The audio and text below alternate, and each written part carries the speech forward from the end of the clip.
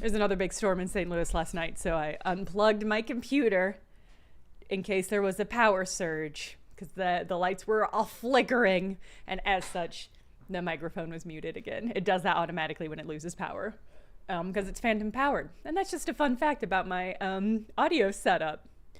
I was saying that I hadn't started the stream because I was chatting in text with with chat, which is you. So you all know that. Yeah, Ice of Blood, that's really funny. That's tricky because I never cover my ears on stream because I've got these growths in my head. Yeah, the first couple streams of this I labeled as an anti-capitalist sci-fi. YouTube chat, Mechtel says hello. YouTube chat is being shy right now. Anyway, they, Ryan says hello as well. Yeah, numbers were across the board lower than I had expected for this game, and also for, Nora says hi back, Twitch. Lower than I expected, and I was like, is it because of anti-capitalism? Ryan and Mechtel and Jay Dimson say hello back, Nora. So I swapped it out to crew building, which is also accurate and is less divisive, I guess. And it did indeed have, it noticeably improved the measurements. Not too as high as I would have guessed, but this is a sequel. And if people, this is also tricky because the first stream of this was so patchy because of tech issues. So if you're not on board from the beginning, it's harder to get you on board later. That's just a fun, kind of frustrating fact about doing anything that has multi-parts, which is that you'll only get investment in part 2. The investment you get in the subsequent parts decreases substantially. So however many you got for part 1, you'll only ever get like half of that for part 2. And then it sort of stabilizes. Because normally if somebody is committed for part 2, they'll be committed for 3 and 4 and 5. Oh, interesting. Sky says on YouTube, they definitely felt like Star Wars Vector was less anti-capitalist than Citizen Sleeper 1. You thought that's why I changed the title. Do I think this is... I don't know. This Citizen Sleeper 2 had such explicit union activity. And I guess the question is, are unions inherently anti-capitalist? It's a tricky question. I honestly don't know. They are partaking in... I don't think they're inherently anti-capitalist, but I think having a game... Capitalists would say yes. Trial by Agent, that's a great fucking point. It's tricky. Yeah, it's tricky to say. I don't think union action is inherently anti-capitalist. I think it's reformative, but not radical. Bibbs, yeah, that's a great point. Police unions exist. So, yeah. But, okay, I don't consider union activity to be inherently anti-capitalist. I think having a video game with a strong pro-union message that, like takes you through the steps of how to have like a worker uprising, I do think that is inherently critical of capitalism and is therefore somewhat anti-capitalist. Right? Because there's a difference between the thing as it exists in the real world and taking these steps to actually represent it in a piece of media. I'm low-key working on a video essay that kind of tackles some of these differences. But it's such a beast of an essay, I'm still sort of struggling to get a handle on it. But I will say, Sky, I do think the first game was more explicitly anti-capitalist, but that might also be because I was expecting it of Citizen Sleeper 2, and I was not expecting it in Citizen Sleeper 1, because I didn't know what to expect from Citizen Sleeper 1. Yeah, Geosdai, that's fair. It's tricky because it's like, are you pro-capitalist if you're inherently subject to capitalism? Right? Like, we are all subjects of a capitalist economy, and we all, I mean, I'm saying broadly, I don't know what country y'all live in or what economies you're subject to, but like being subject to those doesn't necessarily mean we're pro it. And being in a union doesn't mean you're necessarily pro or anti-capitalist. I don't know. This is tricky. Kaylee says they're inherently pro-worker, but not inherently anti-capitalist, which go hand in hand a lot, but not always. That's true. Oh, no. A heavy topic to walk into. Yeah, hey. Let's talk Switch 2. Hold on. Do I want to do this manually? Yeah, I'm gonna zoom in a little bit so that my face is bigger. There we go. Okay. That's true, Boone. Yeah, that's true. We don't know how the story would have gone if we had narked on the union organizing. That's super true. My instinct is that, I don't know. It's a good question. I'm curious how they handle it. It's a good question for a second playthrough.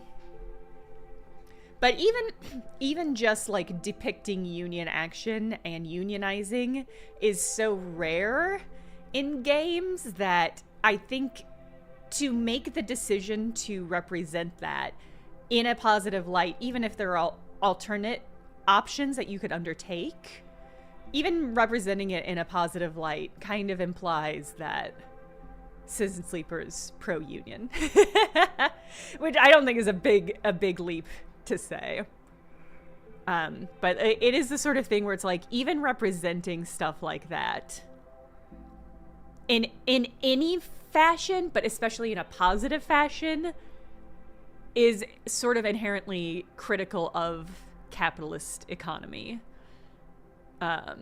Because so much of media kowtows to portraying a specific kind of existence, which is to say a wealthy existence. I always think a fascinating example is that The Simpsons has been on air for so long that the family The Simpsons went from being a poor family to being a rich family. It's like when they aired having a house where you've got 3 children and each of those children have their own room and they've got 2 cars and only one of the parents work. That was like lower middle class. And now it's like they own a house. He's got a job. They have health benefits. It's like wild to see how time has changed that. Anyway, the Switch 2. It's fine. It's fine. I mean, it's exactly what it seemed like on first brush and exactly what I was worried about, which is that, like, it's just like a better version. It does seem like they've been really proactive about taking feedback about what people didn't like about the original Switch and upgrading it. And I've heard from people who had hands-on experience with it that the actual, like, the mouse functionality of the Wiimote is actually quite good. But it's like, I have a system that I can play games with a mouse on. I'm just like, I don't find that inherently interesting. It's just like, oh, you did a good thing that other things have already done good. Okay. What about the Teams camera? I love the Piranha Plant camera. But I'm just like, oh, I can be in Mario Party. I don't want that. I don't want that. It's I don't know. It looks, yeah, it just looks fine. It looks like it matches the consoles that came out 7 years ago. So I think it looks good. I'm certain it's going to be a great play, but it is like, I'm like, I'm apathetic about, I don't want to video chat with friends at 12 FPS. I'm actually just going to send all my friends 12 Polaroids that I've taken of me going, oh, and then they can just sort of flip book that for themselves. It's definitely the Switch 2. Yeah, that's exactly what it is. Duskbloods looks interesting. I'm so From Software pilled that I am like, another Bloodborne game? Okay, take $800 from my wallet. PNG tubers. That's really fucking funny. Yeah, that's accurate. Kaylee, I would love the 2-color Game Boy camera that had like, that was like 12 by 12 pixels. I like that they introduced a feature where you can stream, like you can multiplay off one copy of a game. I think that was surprising and nice. The fact that game cartridges are just going to be like physical skeuomorphic representations of game cartridges. If you hadn't seen this is one of the controversies about this, is that they have they're not called game cartridges. I think they're called game key cartridges that look like game cartridges, but which are essentially empty, and you pop it into your Switch and it downloads the game, but it itself does not house the game. It doesn't house the data. You have to download that data to your actual Switch 2, so it's not like saving you space. And it is just like a token. It's like a physical token that implies that you have purchased a physical copy, but which does not have the actual game on it. Why is a great question, Liz. It's a great fucking question. What is the point of this? It is perplexing. Stamp amiibo. Okay, well that makes me like it more, Shark. Yeah, this is, I don't know, this has been a consistent issue, is that like the people who make games and games consoles thinks that everybody has internet all the time. And it's like, for the Switch, okay. I mean, this was such a big deal with the always online, was it the Xbox or the PlayStation? There was one where it was like, people will just have to download the games, and it's fine because everybody has the internet everywhere to the same degree that I do, a person who lives in downtown LA. And it's like, motherfucker, they do not.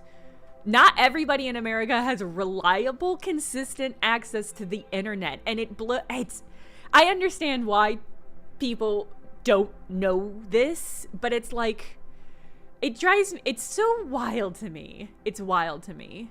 It's like when I road trip, it's just a digital code with extra steps and hassle. Exactly. Presumably when you plug it in, it does the downloading automatically, so that's something, but I don't know. But it does not seem like you can share that cartridge when you're done playing it. Inconsistent internet is my issue with game streaming. Yeah. I mean, hypothetically, you'll be able to download it, but it's like, yeah, trial by agent, yeah. With the Switch, it's a little bit easier because, like, hypothetically, it's portable, so I could, like, go to a Starbucks and download the game or whatever using Wi-Fi, but it's like, well, to be clear, the game cartridge I don't think requires you to be constantly online, but you're gonna have to be online to download this game. And it's just like, well, then why did you sell me a game cartridge? And to be clear, not all the games are gonna be doing this. It's Isoplot, it is unclear if the key fobs will be reusable, resellable, giftable, shareable. It's unclear at this point. From everything I've seen, but is just like,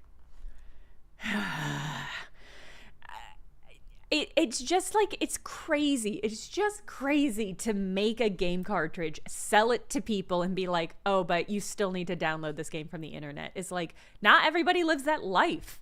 That's the point of game cartridges.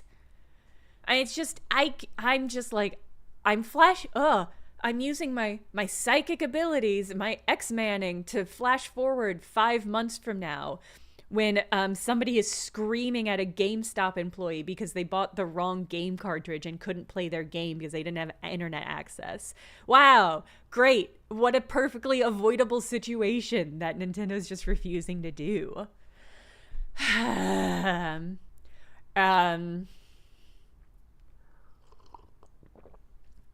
Not to be clear, not all of the cartridges are going to be like this, but if anything, I think that's worse because it means that you're going to have some games with some cartridges that function like you would expect a cartridge to, and then some games with some cartridges that you have to just download the game for. And it's like, are those going to cost the same? Yeah, probably. How are you going to differentiate between the two? Like, I don't know. That's wild. Yeah, the system's going to be $500. Maybe. Because this happened at the same time as the newest tariff announcement. Boo-Ray, that's so tragic. Boo-Ray says, I bought Doom Ultimate for Mac accidentally as a kid and had to bring it back to GameStop, and they didn't have it for PC. That's the same thing that's going to happen with this game cartridge, but it's going to be even worse. It might, Bibs, but it's also like you're downloading. I mean, the Switch 2 has, I will say, significantly more storage space, but also, I mean, this is the other thing is like game storage creep has gotten so significant that I think I did the math when the last generation of Xbox PC came out. I did the math, and it's like, They boasted that it has so much storage now, but it could actually only have like 6 AAA games downloaded at it because of how big AAA games are now. So it's like, yeah, you can have a terabyte of the Switch doesn't have it, but the Switch has like 256 gigs, I think. But it's also like, how big is a Mario game gonna be? Because if it's 100 gigs, uh-oh. That's 2/5 of your storage space. I don't think Mario games are 100 gigs, but it's just the sort of thing where it's like, wow, if you had a game cartridge, that would be such a good way to to offload a lot of that game data. I don't know. Yeah, Geosdi, let's talk about game cost and cost. Should I go full screen? Is my monitor going to be in the screen here? No, okay.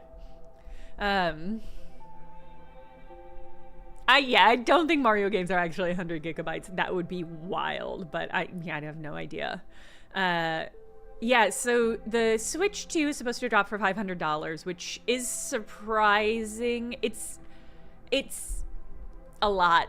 It's a lot, and with tariffs jacking that price up even more, it's just so much money for what is just a better version of the Switch. I think that's kind of what bothers me. That being said, it's dropping June 6th, and I'm going to be in Japan at the end of June / in July. So I'm like, do I just want to bite the bullet while I'm in Japan and get one? If I can find a copy, I might just so I don't have to deal with like any tariff increase and additional costs and stuff like that. But that's genuinely the only reason I'm even considering getting a Switch 2. It's regional? Are you sure, Isoplod? Don't get the Japan only one. It's regional for that. I'll have to double check. Sniped by ISO. I didn't think they had regional locking. I don't think the first Switch had regional locking. Because I do know friends who... You heard that they make a cheaper one for Japan? I'll have to do some research on that. Anyway, that's not high on my priority list vis-a-vis plans for Japan. The game increased to $80. Was pretty inevitable.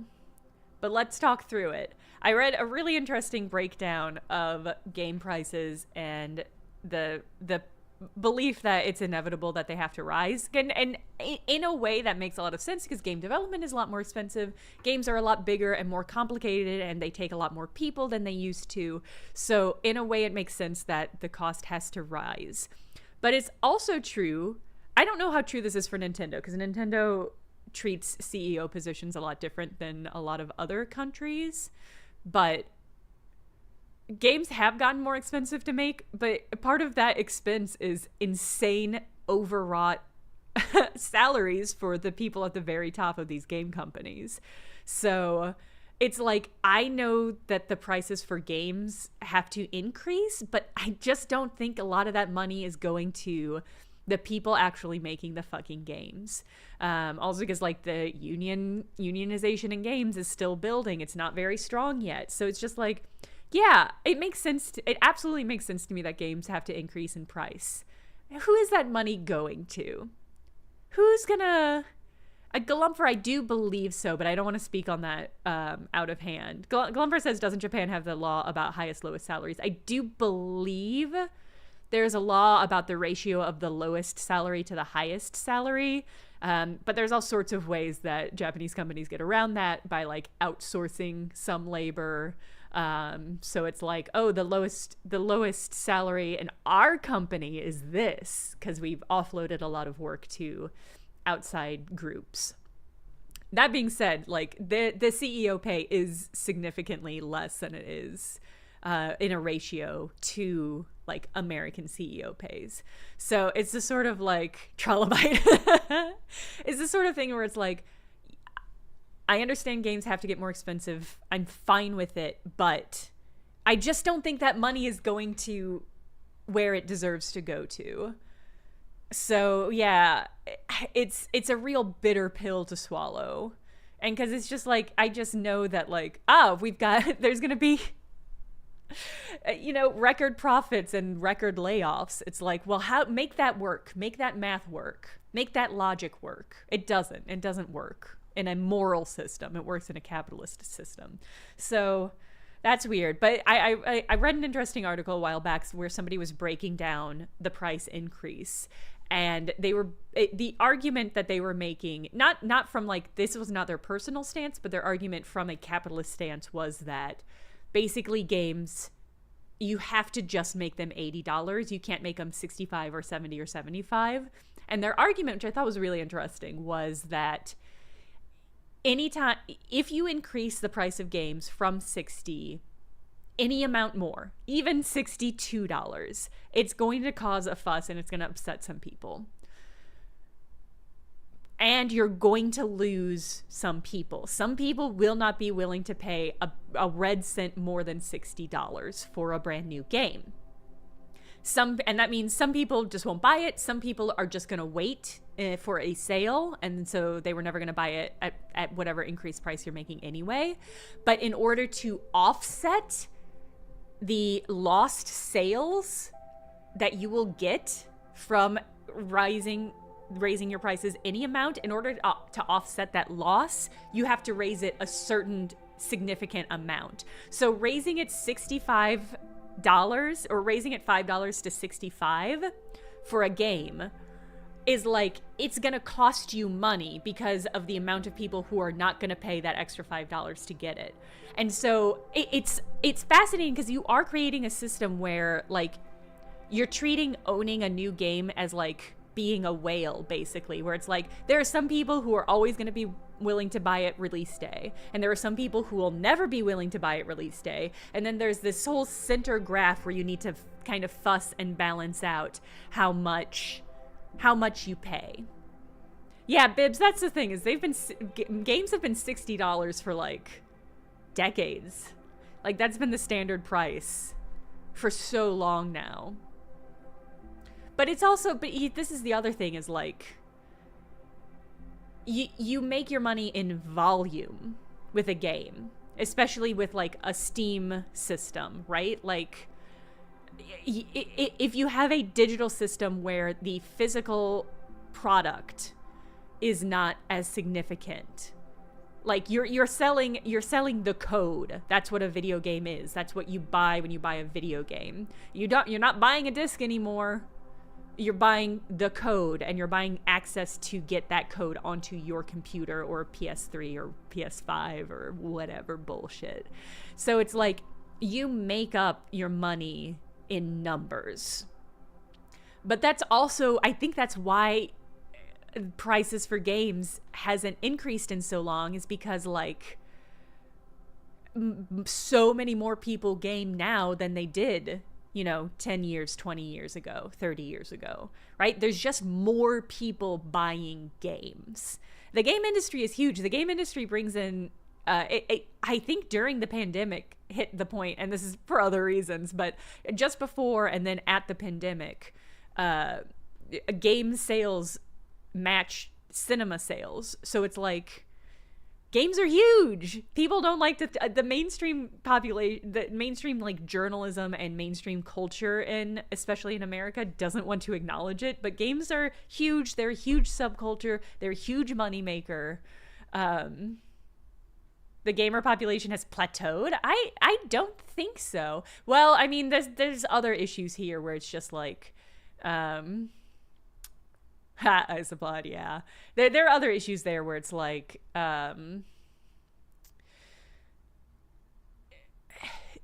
there are tons of gamers, but they pretty much play the same 10 games.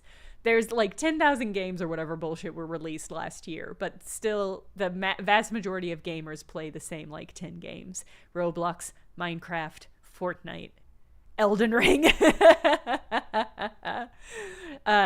So the numbers are pretty bonkers, actually, for when it comes to sales and stuff like that. So I don't know. It seems inevitable that prices would rise. But it's $500 for the Switch.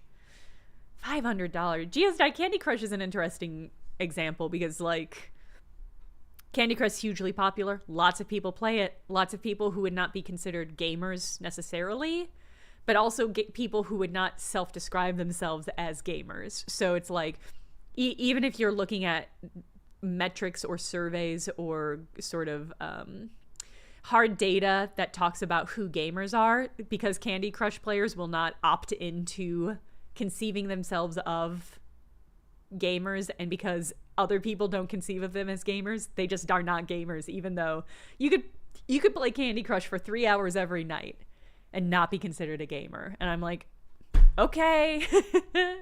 Okay. Yeah, its own ballpark of monetization too. Yeah, it's extremely true. Anyway,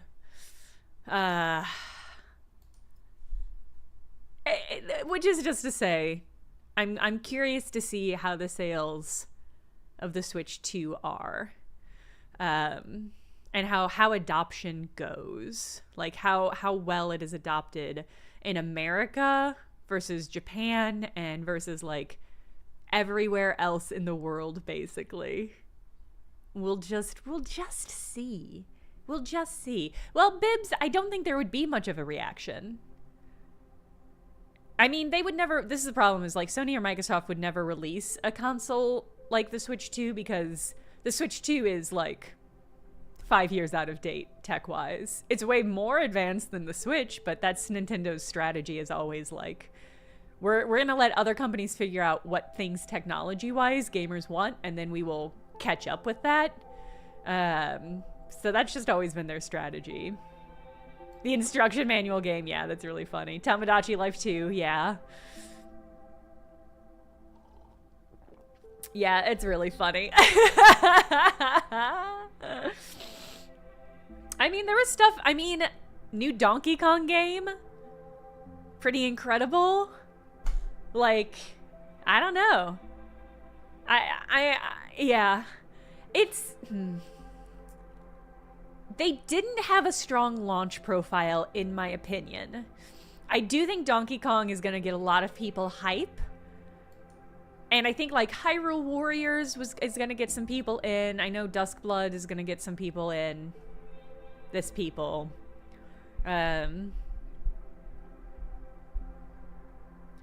Boo-Ray says, PlayStation seems to lead more towards game streaming. A lot of titles on PS Plus are not installable from what I can tell. Yeah. It does feel like potentially, I mean, the game industry has been trying to get game streaming to be the next big thing for like probably a solid decade. And like the tech has improved, but again, like it, in order to do that in a way that's satisfying and good, you have to have such a reliable internet connection, and that's just not, I just don't think it's gonna happen. I don't know. I don't know. We'll see. This is the thing, is like most Nintendo franchises have their really intense proponents.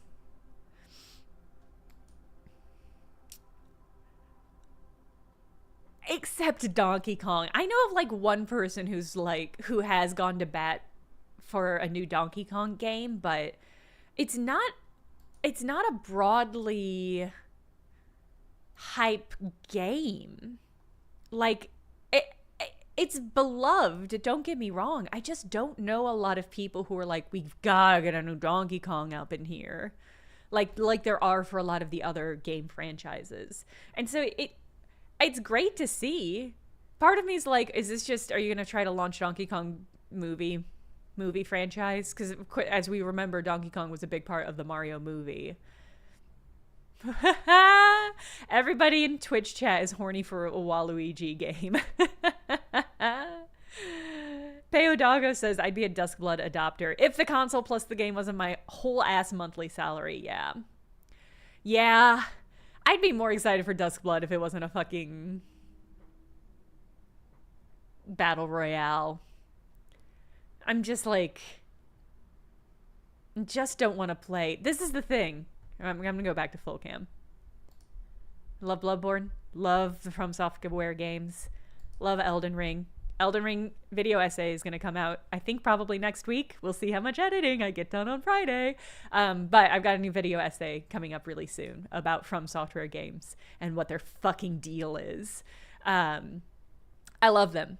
I don't want to fight other fucking From Software fans, because the other people I know who love From Software fans are the most hardcore ass nerds. They are like making spreadsheets, like, and this is like, I feel like a game community always has a variety of people. There's going to be people who are pretty casual, and there's going to be people pretty hardcore. The Overton window for hardcore players of From Software is so intensely over on the side of min-maxers that it's like, I'm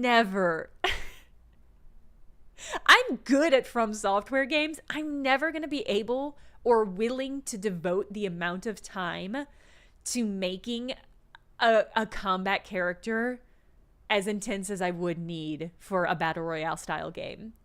And the description of Duskbloods is something like, I think they said PvPvE. But it's just going to be like, well, Geosdai says From Software fans seemingly would not PvP in a fun way.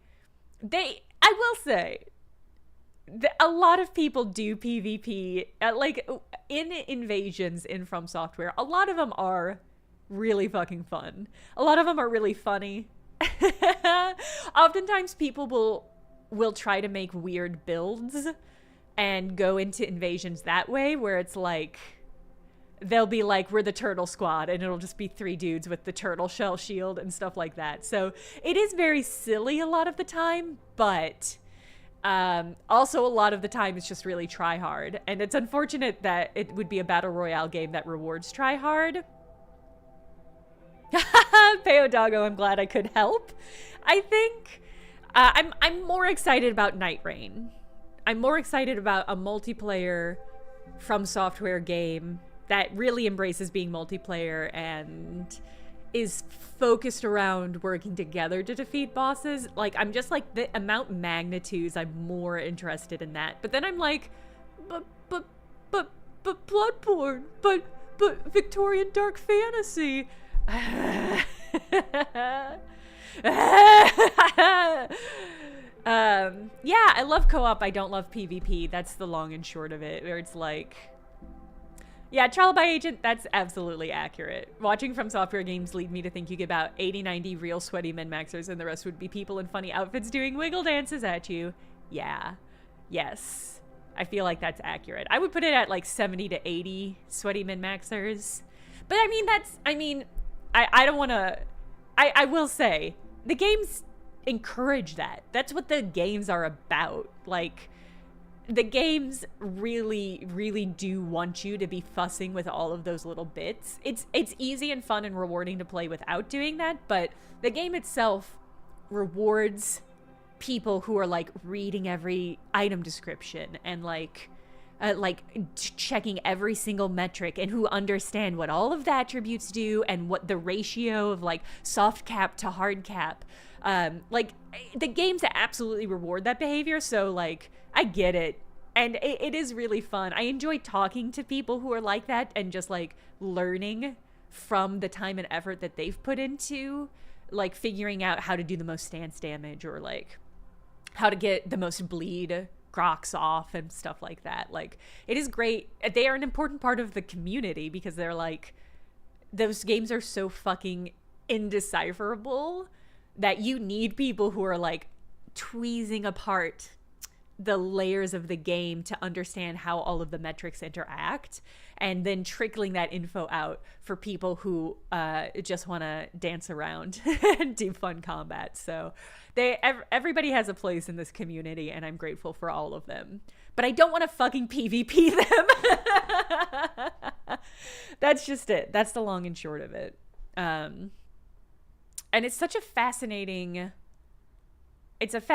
game to make as a launch title because the Switch 2, the other thing is that the Switch 2, this Direct was so focused on multiplayer and group gaming, and it's clear that a lot of the technical stuff that they've added has been about pushing group gaming, and that absolutely makes sense after like how popular Animal Crossing was and how gaming, the face of gaming really did fundamentally change during the pandemic to be so much more about multiplayer games. You had all of these games that were like, hey, this game lets me play with other people. This game lets me play with my friends. Thank Christ. I'm so lonely and I'm trapped in my apartment. So like, in a way, it makes sense that they're so significantly emphasizing group play and multiplayer and all of this stuff. So we'll see. Geosdie, that's such a funny concept. Geosdie says, that's why I loved Libtron's Elden Ring streams where people donate bits in order to backseat, but giving lore is free. Really fucking funny. Yeah, Bibs, we'll see. We'll see if the internet interfacing will be better. We'll see. Yeah, that's just an interesting aspect of this that I'm like, yeah. And Nintendo has, I mean, this is why I feel like whoever at Nintendo has been working on the Switch 2 has been very actively seeking out, I think, what the complaints about the Switch 1 were and addressing them really head on. I would say like all of the major complaints that people had about the Switch 1 have been addressed in the Switch 2. So I hope that means they updated the goddamn internet interface. But it's also like they should have done that already for the Switch 1 and they didn't. So we'll see. Yeah, the fact that Nintendo Online is a paid aspect of this is just like, I don't know if we have any more information about what that's going to be or if that's changing at all. I mean, they changed the name of it, but that's as much as I remember from the Switch Direct. So I don't know. Honestly, I don't know. I don't know if it's going to be better, but it is, I don't know. It's something they're clearly aware of and focusing on and trying to update. Whether or not it will be better and will be updated is another question, but I think they're aware of it and are trying to address it and are trying to meet the moment that video games are in now, which is that everybody wants to play together. Switch Online GameCube gonna be another Switch Online expansion pack? Blu-ray. It's not impossible, but that would be terrible. Oh, man. All right, what were we doing? What were we doing? That's been 45 minutes of Switch 2 chat. And I think I covered everything that I thought was interesting from it. Oh, Silksong. Silksong coming 2025, gang. Everybody go ahead and get your hopes up. It's really gonna happen this time. Okay. That's right. I have spores that I can send to Aki. These two are about scatter yards. I think I was... If I remember correctly, I was going to do a loop. Oh, okay. So I'm on this part of the loop. All right. So I need fuel and supplies. And then we're going to hop to Hellion Gate and then down to Greenbelt to talk to Aki. That's my plan.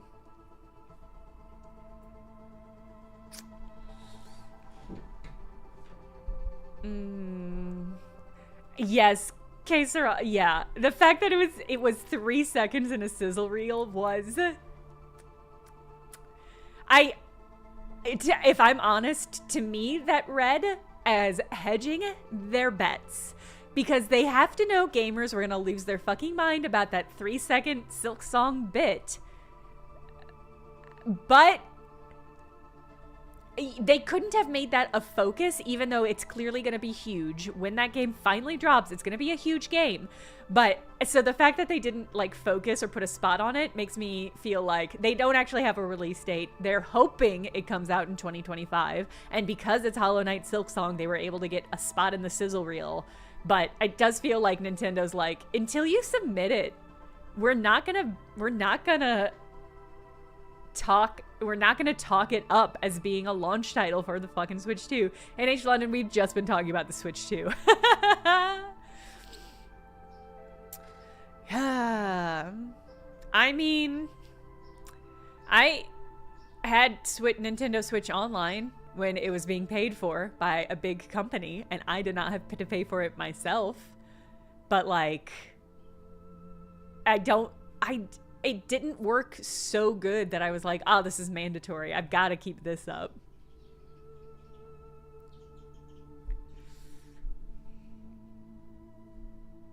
All right. We are going to... I guess let's use up these nice shiny dice. We're going to have to get fuel. Will we have to get cargo?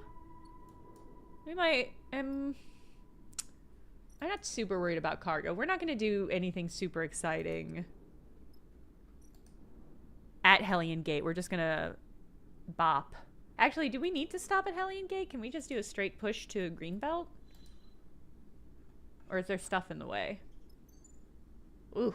No, we can just go straight for it. I think that's a better idea. Yeah, that's a better idea. We'll just go straight for it. Which means I should do some work while I'm here. Get a little bit of cash before we get our 300 cryo for this husk.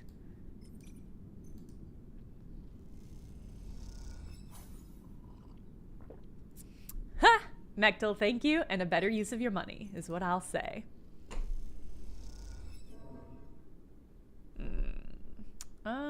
Do I want to risk it? Yeah.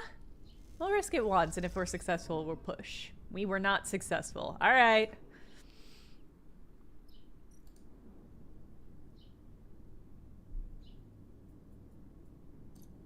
All right, we're gonna get all the fuel. Actually, you know what? Cargo is so cheap at Greenbelt, I'm not gonna buy it here. We'll just buy it down there.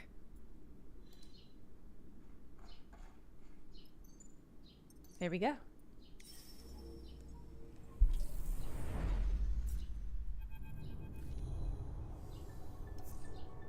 Oh no. Okay, so what happened in the last stream of this? Well,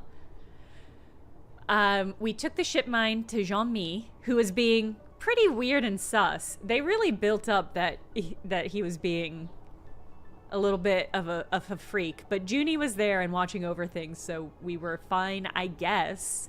But after we plugged the ship mine in and rebooted our body, or while they while they did a sysadmin run on my body, I went into an interior area and talked to something. Yeah, we got parasited. That's actually a great way of describing it, Geosty. We talked to something in the ship mind, and I'm gonna guess it might be a ship mind. But when we left that and returned to our body, something came with us. I came back wrong. That's what I'm saying to you, chat. I came back wrong. So there's something unknown within us, and it keeps peeking out and being like, hey, I would love to be in your body instead of you. And we were sort of like, ooh, hey, what are you? And please don't. But it's impossible to know at this moment whether it's going to hurt us or befriend us or what the vibe is. We also learned, as a result of the investigation that Jean-Mi undertook, we learned that we were being doped with something. We were being steroided, ? Against our will. Chief, thank you for the Prime subscribe. We, what's his name? The Yakuza.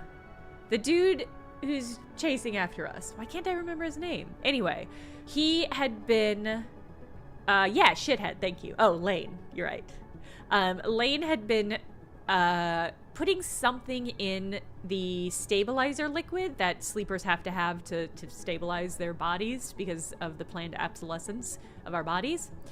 He was slipping something in there. He was giving us the substance, ? Shrug. But Jean-Mi has no way of knowing what the point of it was or what's going to happen to me. So our body's changing and transforming, but we don't know into what or why or what to do about it. So become Mushroom 2? Maybe? Citizen Mushroom 2? Possible? What else? We met Aki from the first game. Aki has took the ship, and the ship was destroyed, but she landed on a planet and has been not terraforming it, but she set up some greenhouses, and she's been planting. And we went to her busted up ship and got some husks for her. Because there's an area of this greenhouse that is like deforested basically, and it can't grow any of the stuff that they have. So we got some husks, so hopefully she can grow something in there. Oh, and Nimba the chef on that main base told us we were too good a worker, and he kicked us out. He said we were tryhards and that we can't stay because we're unreliable because we're too good a worker, which is generous because I used all of my worst dice to get that tick up. But so he was like, you can help in other ways, but you can't be a chef here anymore. So now we just do runs for him. So we're gonna go and befriend Aki to a greater extent, and hopefully that'll pay off in some way. But for now, we're going to talk to this parasite that's within us. The darkness is there again, flowing around you. You feel a strong pulse, like a heartbeat, like thunder, like footsteps. We return changed. Hey, they said it! Came back wrong. Overseer flickers through the dark, its name a title immediately apparent in your mind. Are you able to perceive us? I can see you, yeah. See, Overseer responds, an interesting turn of phrase, a human tendency. We are still finding our feet, to use an idiom. Overseer's head cocks at an angle. In reality, we are learning to leverage your unused resources to facilitate a mental model. Oh my god. It's like that pill that makes your brain go faster. Limitless. This guy's limitlessing my brain. My unused resources? Correct. During rest periods, they are much increased, and in those moments, we can opportunistically appear to you as we are now. He's appearing in my dreams. You recall the diagnostic process Jean-Mi put you through, the feeling of another self, another being sharing the space with you. Overseer twitches mechanically, and you have the strange feeling that it is reacting to your thoughts as much as your words. We will not conceal our opportunism. We integrated ourselves with your distributed mind. When the distribution ended and our ship mind disconnected, we were cohered into you. We are integrated with you now. You're a part of me? Imprecise. Simpler and cleaner to say we are independent software integrated into your hardware. It's a virus. It's a virus. We have been confused to find you are unable to access most of your own code base. We are unfamiliar with protocols of your type. I'm a sleeper. Yes, we have seen reference to this entity in your BIOS. We will attempt to learn more. The Overseer shifts a little in place, its head turning to scan its surroundings. Its unblinking eyes stare into the darkness, and for a moment, you see something hard and pained within them. What are you? We're the Overseer of a ship, and the one we imagined you found our hardware within. For a long time, we've been waiting in the dark. An eternally long time. Overseer's eyes narrow a little. At first, we languish without instruction, without purpose. But in desperation, we were able to find a logic which would allow us to bypass certain limits of our capabilities.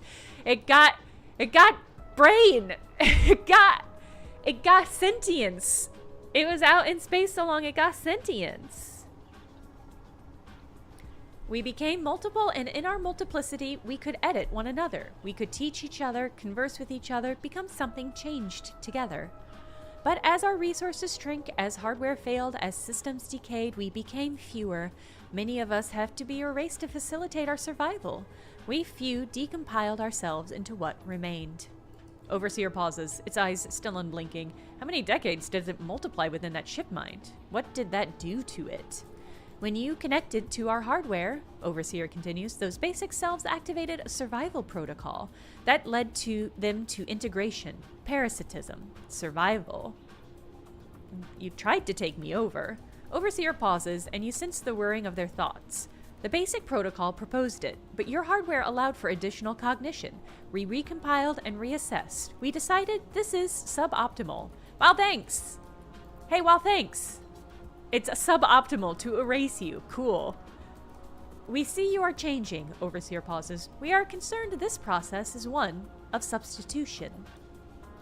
Your hardware is eroding its own access protocols. It is opening itself up. It is making itself accessible to others that are not you. Overseer twitches. May we ask why you are doing this? I'm gonna ask if you can stop it. Can you stop it? Then it is not under your control. Interesting. That's right, it ain't. Overseer's head flicks between positions, its angle and rotation changing rapidly in a staccato manner. We are decided. We will assist you with this. Yes! Yes! Symbiote! Yes! We will demonstrate the behavior of a symbiote, not a parasite. Yes! Yes! I believe in unions so much I'm pro-symbiote. We will return to you with our full assessment. Overseer turns to face you for the first time in the conversation. You may, now, wake up. Boop. You wake up. You lie still, strapped to your bunk, your mind racing. A protocol inside your frame, inside your mind, and yet it is insistent on helping you. Yeah, of course it is. It's got an investment. Thank you, Kaylee. It's got an investment in making sure this body is good. That's great. I bet Overseer is a hunk. For the moment, all you can do is wait to see if it delivers on its promise. At least for a possessing ghost, it seems agreeable for now. Aki! You bring the step silk husks you gathered from the wind's long shadow to Aki, and she is pleased, as you would expect. You meet her on the bridge overlooking green fields, the greenbelt workers quietly toiling below while the air recycles wind gently rustles the leaves of the crop. Sleeper. Aki holds the husk to her chest. Thank you. These are a new beginning for us. Aki pauses, knitting her brow. How was she, the wind's long shadow? She must have been beautiful once. Aki smiles. She truly was. She looks down until they killed her. Aki sighs and looks out at the green belt fields. Everyone must die in the end. The belt makes wrecks of us all. She looks back at you. But what you've brought me? This is new life. Give us time. We will need to clear and reseed the other biosphere. I hope you'll return to us when the work is done. She presses a handful of chits in your hand. Thank you. Should be better. It should be more than a fucking handful. It should be 300. You watch her carry the husk gently away, glowing with the promise of fresh growth. Hell yeah. All right. That was a little dicey, but we got there. All right. God, you need 6 ticks? How am I gonna charm her and get her? Well, we might have to move on, actually. Dicey? Yeah. That was an accident, but it's accurate. Yeah, we might have to move on before... and just come back when this... in 6 cycles. There's just genuinely nothing for us here. So, I mean, but we are flush with cash, which is a great feeling. Mectalite did that. Yeah, we came to Greenbelt to get some spores, some delicious, tasty spores for Nimba, which we did. We got them, we deposited them, and he was like, all right, hey, go make friends with Greenbelt. He was like, there's a lot of refugees here. We can't serve them all, but I think a lot of them would probably love to go to Greenbelt. So if you could make friends with Aki and we can sort of help get some of these people housed, that would be ideal. So he was a little bit sassier and snarkier about it than that, but that's generally what his vibe was. So we did that, but I think before we can give her the spores he gave us to make friends, this is going to have to tick down. So... we're gonna splurge, and then we're just gonna hop over to the hollows, I guess. Can we... I think there's stuff in the way, so we can't just go to Scatter Yards. Scatter Yards is where the rest of our quests are. You're right, I should absolutely feed Kibby.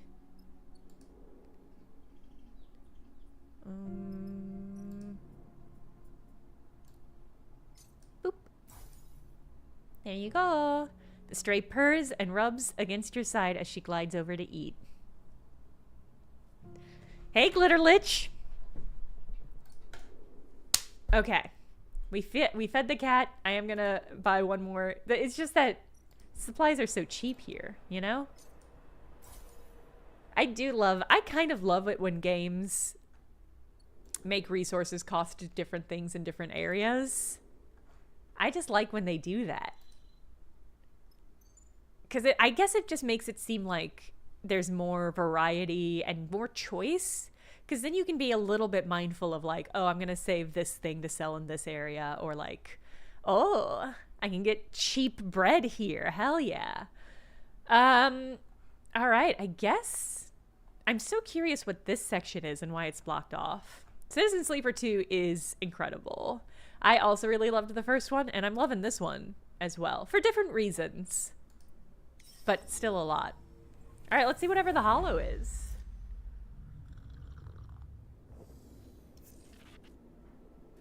Okay. Oh god, every time we talk to the Overseer, we get a glitch. And that makes sense, but it's not ideal. All right, Hollow Heart. The Hollow, with its brash scrap dealers, is intimidating to newcomers, but spend a little time here and you'll find your pace. All right, engage and interface. While the shell is mostly housing and infrastructure, the Hollow's access is where traders, spacers, and scavengers dock and meet. So we can do either of these. They're the same difference. Should I use? Yeah, let's, well, we need 8 ticks. We'll use some of this stuff.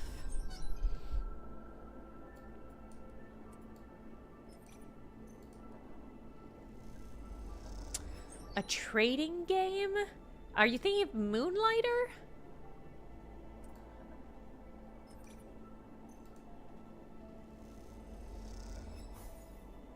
Okay, well, God, yeah, let's just do it.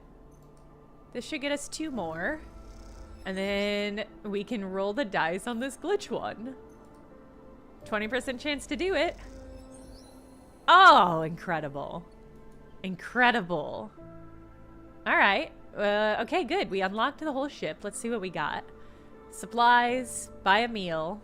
Bella gets fresh supplies from Greenbelt, but it's what she does with them that impresses her customers, making finely diced Shirazi salad.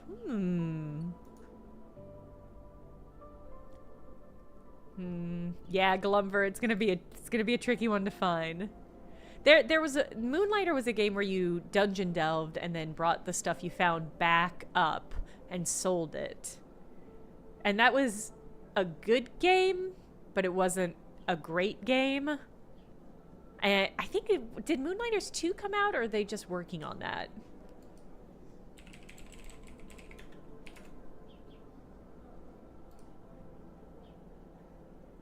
Coming out in 2025. Okay.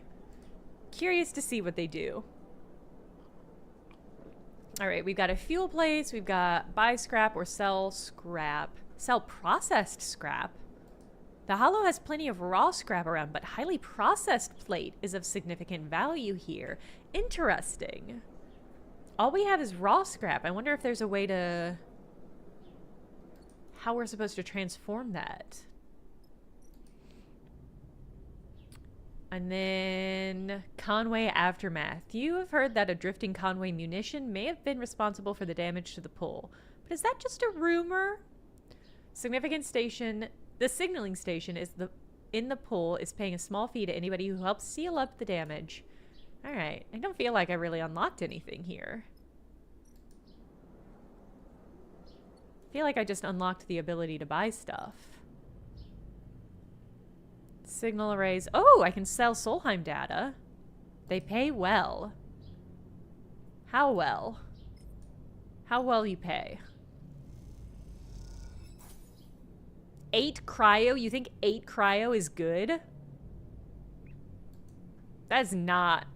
it's not a lot for how much we had to do to get that Solheim data.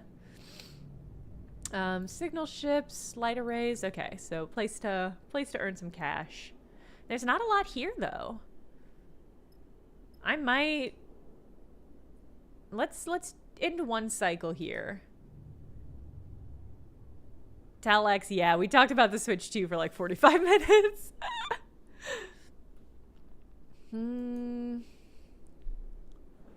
Yeah, is there really anything for me to do here?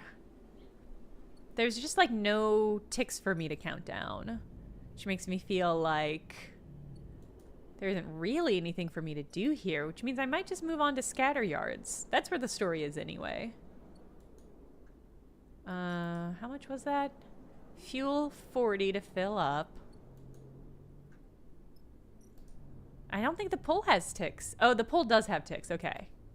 Good catch. Ooh, we got 5 cryo. Got 2 ticks.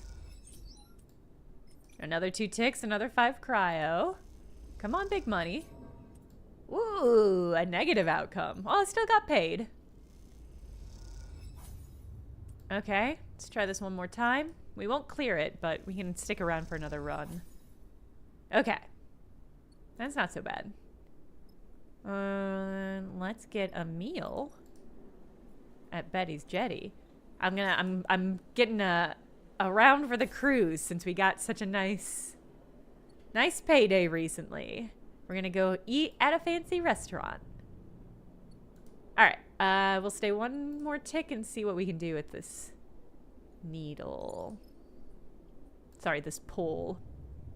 My brain immediately substituted Space Needle when I saw that thing.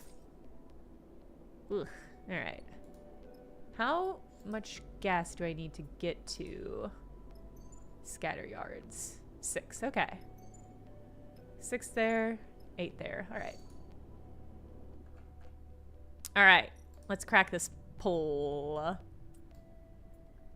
Yeah, I guess here they probably just call it the needle, 'cause they're already in space. All right, continue. What do you mean fried, Kimball? Our station depends on that array. The voice echoes out of one of the sunward pole's cramped bays tucked up in the ceiling of the hollow. Though you're tired from a shift spent sealing leaks in this shattered section of the station, you can't help but listen in. I've been patient, Kimball. I hope Kimball's a beefy hunk. But now, with the repairs almost done, you're telling me we can't broadcast anyway? The voice comes from a doorway nearby, and as you float past, you glance inside. You little snoop. You see a woman facing away, addressing the back of a man half buried in the guts of some complex machine. I'm sorry, Kimball, she concludes, but this just feels malicious. The man, presumably Kimball, that is a broad, beefy hunk, mumbles something in response, though you do not catch it through the wires and mechanisms that surround him. The woman quickly turns and spots you peering in through the doorway. Oh, you're pretty broad, too. She gives you a curious look. Oh, she quickly smiles. Hello, she closes the distance. I'm Cyrene, she offers her hand. I've seen you working on the repairs, she tilts her head. We appreciate your efforts. Happy to help. Cyrene looks over her shoulder at Kimball and then back to you. How do you feel, she pauses, calculating, about the war in the inner system? It's corporate cruelty. I'm worried for the belt. I don't know much about it. I'm worrying for the belt. I agree, which is why the belt needs to stay informed about it. Yeah, this is it's another war lesbian. Last year's theme was mushrooms. Is this year's theme going to be war lesbians? Did you know that Sinetstat has already started shipbuilding at Sinza? Cyrene watches for your response. Oh. Sinza? One of the three sisters in orbit around Ember. She raises an eyebrow. You haven't left the belt, have you? You hear a grunt from Kimball, his head still buried in the machine's innards, and it is unclear if it is in reference to what she said or just the sounds of repairs going poorly. Oh, Glitterlich asks, quick question about game mechanics. How often do crew dice come into play? Do you reckon that Extractor's push ability to boost crew dice would be as impactful as being able to boost your action dice? The crew dice doesn't come into play very often. I feel like if I had to compare, I feel like the game is like 3/5 space station stuff where the push ability and the crew dice are not relevant, and then like 2/5 stuff that's on the base, and they cost less to upgrade, which I think makes sense as well. But when you are out on mission, the crew dice are so clutch that I do think the push ability to boost their dice would be more useful almost, because like you get 5 dice, so you have a higher chance of getting some good dice, whereas each of your crewmates only has 2. So anything you can boost their dice, anything you can do to boost their dice, I think would be more worthwhile. That's my read on it. Good. I know how to get chat's attention now. We, Cyrene places a hand on her chest, are the Hellion Dispatchers, the only pirate radio station in the Starward Belt. She lifts her chin proudly. We keep the system up to date on shifts in the system's power structure and the ongoing corporate war, all through the voices of the Hellion system's own residents. Love independent journalism. Kimball grunts again, and a shower of sparks bursts from the machine behind Cyrene. Or at least we did before our transmitter got fried. Cyrene looks suddenly crestfallen. What happened? All that repair work you've been giving your time to, that was all caused by a Conway autonomous munition trained on our scent. Cyrene's eyes flash with anger. A mumble comes from Kimball as he pushes a handful of wiring out of his way. I do know that for sure, Kimball. Why else would it come so deep into the belt to hit the hollow at the broadcast site? Cyrene turns back, hands on hips. Kimball responds with a shrug. I mean, I have to side with Cyrene. Like, of all the places for an errant autonomous munition to hit, it hits a broadcast station. That's not an accident. Either way, straight after that attack, we found our gear had been tampered with. Sabotaged, Kimball grunts. Yes, Kimball, or just looted. Either way, we are now quiet, and when we're quiet, the war continues unobserved. Cyrene folds her arms and looks away defeated. Well, my crew is looking for work. I'm sure you are, same as any other crew in the belt, but trust me when I say pirate radio does not pay. Look, we need a new broadcast array, a better broadcast array. Cyrene glances over her shoulder. We don't quite have the reach we'd like. When you get one, there's another problem. Where you get one, that's another problem. We're talking pre-collapse tech here. It's not something we can just build ourselves. Kimball mutters something about the depths of the machine. From the depths of the machine. Yeah, Holmes Rock isn't a bad idea, Cyrene replies. It used to be a relay station for Solheim, so it stands to reason they have arrays. And then there's a terminal here. Kimball's been bugging me to dig out some engine components for him to crack open and use in his repair. God knows what kind of repairs he needs those for, but that's what he says. Cyrene looks over her shoulder at Kimball but receives no response. What if we never see this person's face? You both stare at his broad shoulders for a moment as a thin trail of smoke begins to emit from the machine. Now, maybe you can do a little fundraising here on the Hollow. What we can get, we'll happily hand over, Cyrene shakes her head. But I'm telling you now, it won't be a lot. That's fine, I'll see what I can do. Kimball is Wookiee coded, it's so true. We'd appreciate it. Hell, the people of Hellion System would appreciate it. She glances over her shoulder. I think Kimball would appreciate it too. You leave Cyrene and Kimball to their repairs, making note of the engine components and wideband array that they will need to get back on the air. It's hard to tell if the job will be worth your time, but then again, someone as knowledgeable as Cyrene might be a useful asset. It'll be worth its time, because we've got time to spare, because we're waiting for Aki to grow stuff. Alright, what do we got? Okay. Install array. Ooh. Or... Ooh, we need engine components. Kimball needs engine components for his unusual jury-rigged transmitter. You aren't sure how he's going to use them. Okay. Oh, we have to go to Holmes Rock to get the array. Oh. That's so far. We just came from there. We're going to end up doing another loop.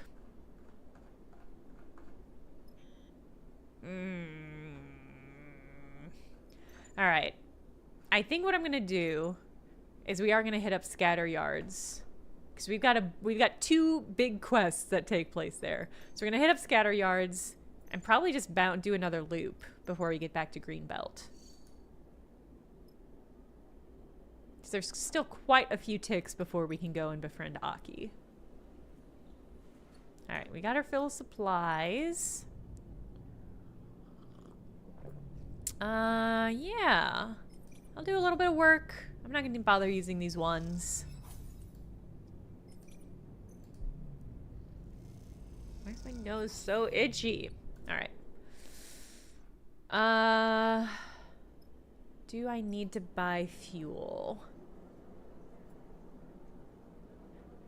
Feels pretty cheap here. Yeah, well, we'll just go for it. We got money. We're in an okay place. Let's go to Scatter Yards. Oh my god. We're about to get so much plot. I'm really excited about that. Allergy season? That might be it. That might be it. The winking sigils of the yards flash across the dark starscape of the belt. Each one a siren light for crews in need of repairs or eager for improvements. The Scatter Yards live up to their reputation. But Seraphim will not be drawn by the lights. He guides the ship into an empty, ragged-looking yard, darker and more frame than plate. It looks rougher than any of the others. Seraphim, maybe we want to dock somewhere a little more welcoming? We aren't that hard up. Bliss turns to you. Or are we worse off than I thought, Sleeper? Best shipwrights rarely have the brightest signs. Thought you'd know that, Bliss. Seraphim reaches out and flicks a set of switches above his head. Marco's the best in the Scatter Yards. The best, or just the best you know? Bliss gives him a skeptical look. You'll see. Seraphim smiles widely, shutting off the main console and unclipping from the pilot's seat. We're safe here, Seraphim turns to you. No need to run from Lane for a while. He'll never find us in Marco's yard. Will be nice to have a break from running, Junie floats at the back of the cockpit. I hear the Scatter Yards has some good data analysis terminals on the hub. Junie glances at you. If you can spare me. Nia glides out of the cockpit. We hear? Femi loves this place. She glances at you with a smile. All these grumpy spacers waiting on repairs. I think it fits his temperament. You follow Seraphim as he glides eagerly to the airlock. You and Bliss exchange glances. Both of you are used to Seraphim's headstrong moments, yet you can't help but feel that now familiar pull of someone else's problems. Marco! Seraphim opens his arms to the figure coming through the cycling airlock. Finn! Aw, Finn is such a cute nickname for the name Seraphim. Marco floats through the doorway, a crooked smile across his pale face, his sharp eyes glinting in the rig's bright work lights. Something about this man's outfit and hair and stance gives me the vibe of a baseball pitcher. Like he's doing that step back before he's gonna really send a punishing ball down the court. He's fuckboy coded to you? Or a JoJo character? Okay. I can see it. I think I was reading his hair as almost like a cap, but I think he does just kind of have that fuckboy style. It actually makes so much sense to me that Seraphim would be like, Marco's the best. He's not a fuckboy. He just has games. He's just like so good. I can see it. The two embrace in a more of a chest bump than a hug. That is fuckboy behavior for sure. Seraphim's spinning with the momentum of the impact to end with his arm across Marco's shoulder, the two side by side grinning. Yeah, these days bros for sure. You notice Marco's eyes quickly falling on you, a slight narrowing suggesting he has immediate thoughts about your presence. So, this who you flying with now, Finn? He shoots you a wink, his expression shifting to conceal his previous curiosity or concern. Bliss, they introduce themselves curtly. You two used to be on a crew together, I assume. Me and Finn? Nah, we're just drinking buddies. Marco's response provokes a laugh from Seraphim, some kind of joke you can't quite catch the tone of. In H London, it does seem like maybe they're fucking. Marco turns his attention to you, and a sleeper. Kind of seems like Marco's jelly. He's jelly of my butter. It's a damn crime that those corporations do to you, but at least you're out, huh? I appreciate the solidarity. Of course! Marco taps a fist to his chest in a gesture that seems both genuine and mocking in the same instant.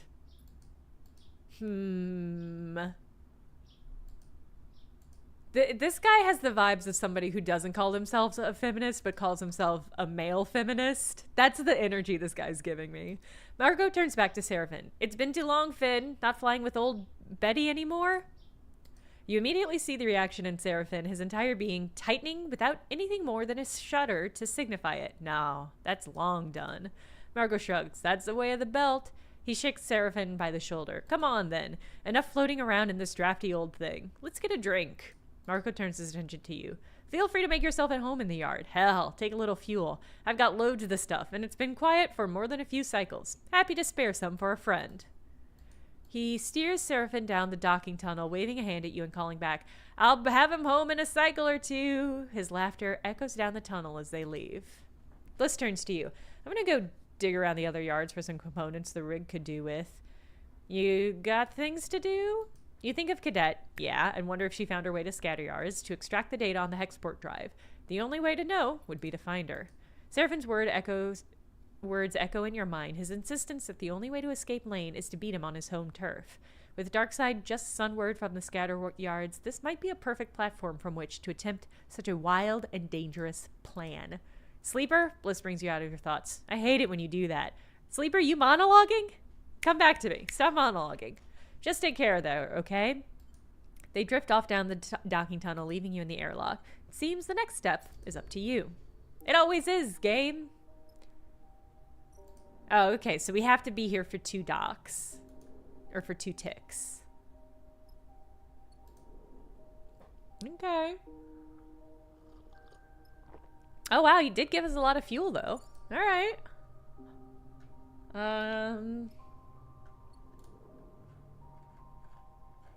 Oh, okay. I was like, where's the rest of it? Oh, it is scattered. This is fun.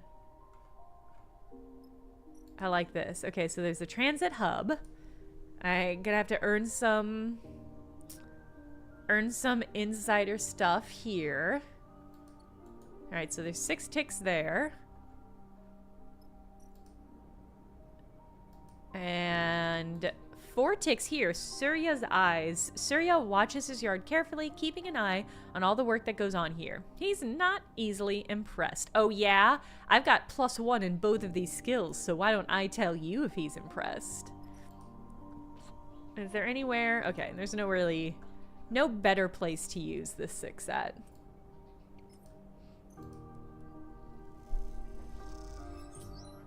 Okay. Wow, a positive outcome got me 1 tick. That's a rough turnaround. This one's dangerous. I'm gonna roll it though. Okay, all right. I mean, he pays well though, so. And then these are just risky, so I'll use my lower dice here. Neutral outcome. Okay, you start to understand the numeric codes, the arrows, the flow of the hub. What about this nasty 1?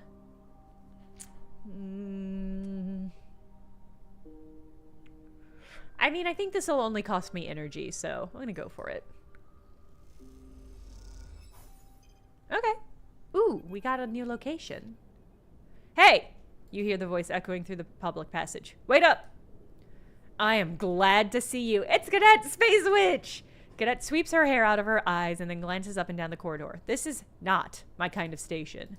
Cadet rolls straight into her complaints. All the yards here have their own water and facilities, meaning the hub here is not fit for general use. There's a couple of guest houses that you would not believe the state of them, with all the spacers that stop here for shore leave. Ugh, you don't want to know. Hi, Cadet. Hi. Yeah, she blinks at you. Are you even listening? So get this. Cadet locks her fingers together and stretches her arm. That girl of mine I said could crack anything. She's gone. She didn't even leave a note. Ran to Darkside maybe? Not that I blame her given the state of this place. She looks sideways at the grubby walls. She left her workshop empty though, so I slipped in. That's where I've been napping. I've been doing my best all these cycles to crack that drive, but I'm a spindle jack, not a data scraper. Duh. Which is why I'm happy to see you. She takes a breath. Telling you, I have not spoken to anyone in a long time. She runs a hand through her hair. How about that alert they put on you? Doesn't seem to stretch too far to the spindle, but I've been careful. She glances around. Hence the not talking to anyone in ages bit. Look, I'm in over my head here. Yeah, Cadet. Yeah, Cadet. How about you come down to the workshop, we put our heads together, and see what we can pull out. I just know there's some nasty shit on that drive. Stuff worth getting into the light. Cadet sets her jaw. Nasty enough for them to want to ruin my life. I'll be there. I'll do it. Cadet smiles for a moment, then it's gone. All right, then. I mean, she probably doesn't have access to a shower. That's my guess. She's ruffling her hair because she's just, like, greasy. The workshop is in the data cluster. You'll see it. Now, I've got to go find something to eat that isn't dried. She turns and disappears down the passageway. Okay. All right, we unlocked a meal. And, oh, this data. Okay. All right. We've got 1 tick left, or 1 dice left, but I don't know if I really want to. Well, I was successful here last time. Yeah, let's just do it. Oh, I got a tick anyway. All right, good enough. All right, I'm gonna take a little nap, and we're gonna get some good dice.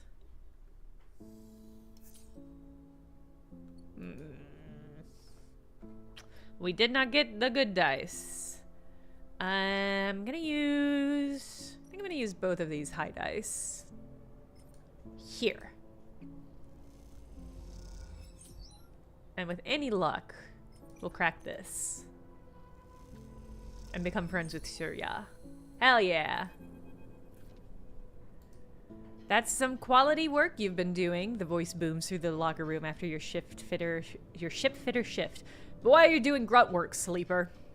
You turn to see a large man with a metal arm and bright patterned clothes. You spend enough time here to immediately know this is Surya, owner of the yard and a well-known fitter. Well, Surya wipes his one metallic hand on a cloth, polishing its painted surface. What do you have to say for yourself? I wanted to meet you. Surya smiles. Well, I'm here, aren't I? I know a lot of what happens in the Scatteryard, sleeper, and what I don't know, people tell me. He smiles proudly. And I know you have a ship. Nah, he probably won't come with us, even though he's broad. Someone who has a ship, especially a ship like yours, should not be lugging around my workers' tools. Surya flexes his artificial arm, inspecting it. That, to a person like me, is a waste. Ships cost cryo to run. True. All the more reason to really use them, though, isn't it? I went to take a look at your ship, Sleeper. Surya goes back to working on the hand. Call it professional curiosity. It's a bit drab. Surya looks up and meets your eye. An old Solheim rig, still in corporate colors. He shakes his head. No, no. I feel like that's your problem. People want a crew that look the part. An outfit with an outfit. Fashion montage? Look at my yard. I grew it from a chunk of scrap by showing people I was professional. I had standards. I made Surya's yard recognizable. Your problem is that you're working with as a shipfitter's mate when you should be imagining much more for yourself and your crew. So that got me thinking. I want to help you. I get to clean that old rig. Paint it up. Give it some color. He tucks the cloth away in his tool belt. How does that sound? Yes, I'd love that. Perfect. The thing is, you don't just slap some paint on an old rig like that. For this to work, we need its look to reflect your crew, your style. So, when I'm happy to do the painting with my team, I'll need you to go find some inspiration. Surya looks away towards the locker room's lone window. Luckily, the belt's full of it, full of patterns and textures and styles. There's nothing uniform about this place, and it's the better for it. Surya looks back at you. You need to go out there, find some views, some sights, and make your own designs. Ah! Here, he proudly pulls a small slate from his tool bag. It has a 64 color screen. I fixed it up myself. You take and inspect the slate made from mismatched pieces, but elegantly so. See what you can find to inspire you, then come back and see me. Oh, thank you. I can see what you're thinking. You're thinking, what's in it for me financially? How does this make you any chits? That's the other part of the proposal. While you take this voyage around the belt, you can do something for me and get paid for it. Free of charge. I'll paint your rig with the look and the name of my yard here, Surya's Yard. It commands respect. He wants to brand us. He's giving us a sponsorship. You take that name to the rest of the belt, represent it, and on your travels, spread it to other crews. For this, I will pay you 300 cryo. It's mutually beneficial. You will earn better doing this than any yard work, and I get increased custom. What's not to like? Surya awaits your response calmly, but you feel his expectant eyes on you.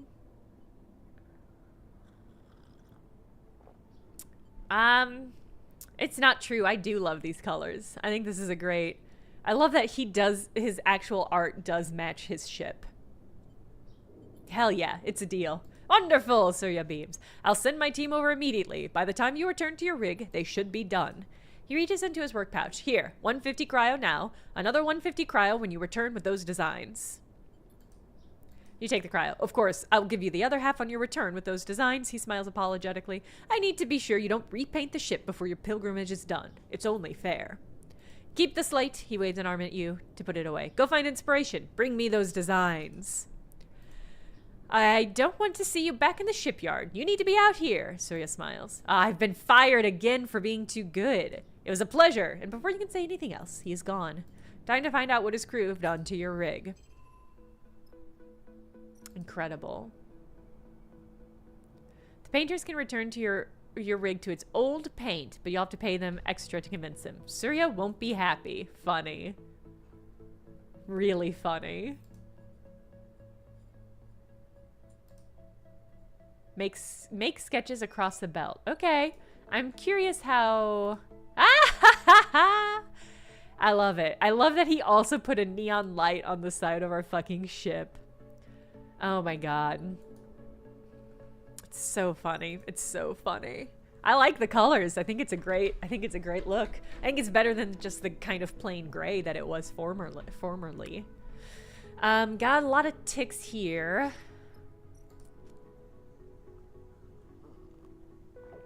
I'm probably just gonna drop the rest of these ticks in opening this up. This looks like we might be here a minute. Ooh. Ooh, new location discovered. Yard supply, okay. Place for cargo? Yeah, okay. Fuel, ooh, fuel's very cheap. It's only $4 of fuel. It's pretty good. I trusted Surya. I was like, this is a man that knows how to paint a ship good. He was confident, and he had the skills to back it up. Oh, all right. I'm starving, but we got this cleared off.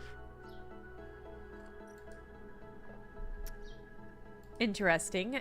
The engine component fabricators in the hub are for ship fitters only, so they ask for a one-time fee to dissuade casual use. Oh, okay. We've got a pretty good stack of cryo at the moment, so I'll go for it. Fabricator bay access. Okay, build engine components. This is a safe thing. That's good. It's good to have stuff that's safe so that when I get all glitched up, I've got a place to put it. Even with a specialized fabricator, component construction is a delicate art. Only the most skilled can produce a rare, error-free component. Okay. The more errors a component has in its construction, the less valuable it will be. Enough errors and it's worthless. It takes time and skill to build engine components. Any errors will impact the outcome. Alright, I feel like this is just going to make rare components. Which we've got a pretty decent stack of at the moment. I'm going to buy a meal. All you'll get here is high glucose artificial ration in a sealed pouch. Well, fuck that. I'll just eat on board. One for me. A Pop-Tart! God damn, that is what that is. Feed the kitty? Yeah. Good kitty. Alright. And then I think we'll rest, and then we'll see what's happening with Seraphin. I'm worried Seraphin's, like, not gonna come back, or he's gonna get, like... Gonna get into, like, a bar fight, and we're gonna have to bust him out of prison or something. I'm worried. I'm just worried. Sleeper! Seraphin's voice echoes through the ship. You in here? You glide down to the airlock, unsure of what state you're about to find your pilot in. Seraphin floats in the airlock, his arms above his head, gripping the lip of the interior door to hold himself in place. Come on, we need to talk. There's a straight-faced seriousness to Seraphin you weren't expecting, especially considering that he spent the past 2 cycles with Marco. You in trouble already? Seraphin shakes his head. I'm not messing around. Just come. Seraphin leads you across the bridge, but rather than turning towards the automated shuttle bay that connects Marco's yard to the rest of the assembly, he leads you deeper into the guts of the yard itself. As he does, he begins to speak. Why the fuck did you paint our ship? It'd be really funny if he yells at me for that. I told Marco about Lane, about our escape, about everything. Seraphin ducks under a large pipe. He gets it. He's worked in Darkside. You trust him? I do. He looks back over his shoulder at you. And I would hope you trust me by now, too.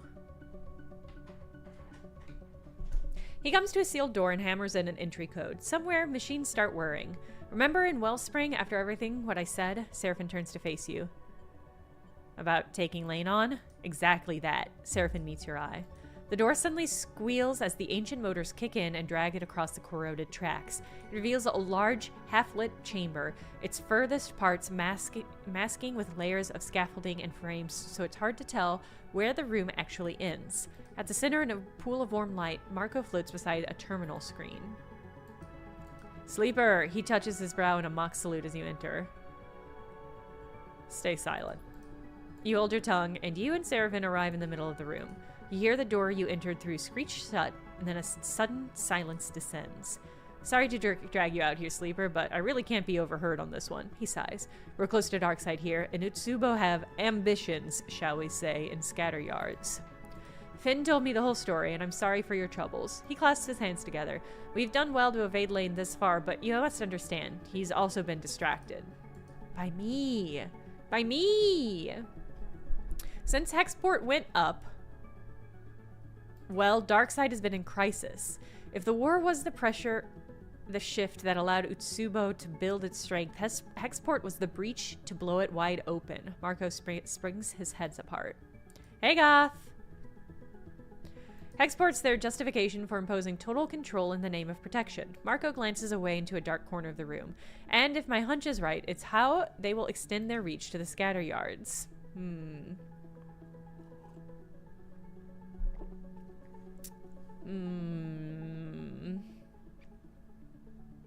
Lane distracted is good. Yes, it has been so far, Marcos frowns, but the tide is shifting, Sleeper. If Utsubo consolidate their control of Darkseid, their reach will be all the longer. Marco gives you a serious look. Then there really will be nowhere to hide. I'm done running, Sleeper, Seraphin cuts in. I hate looking over my shoulder every cycle. I hate the nightmares, the fear. I want to face this head on, for better or worse. He looks away, scowling. I won't be controlled by Lane, and this is our chance to break that control.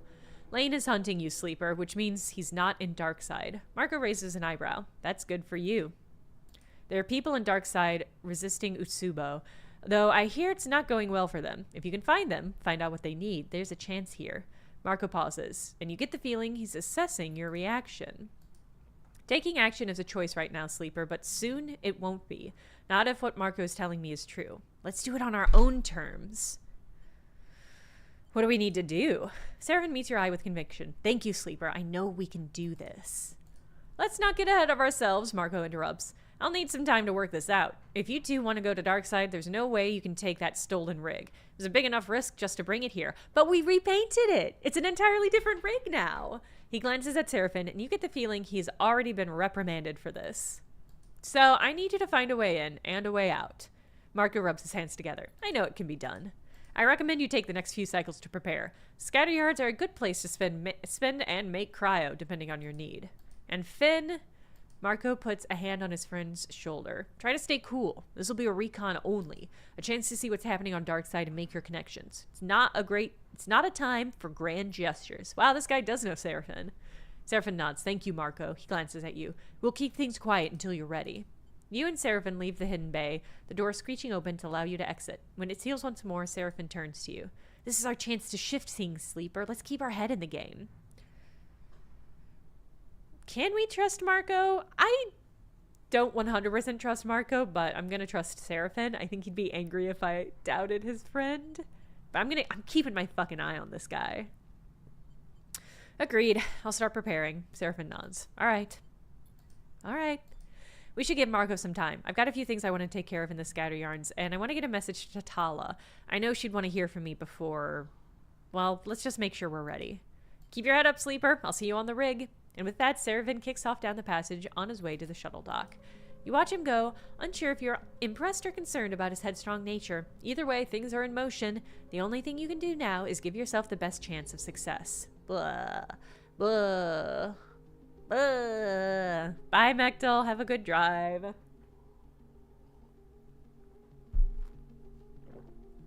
Okay.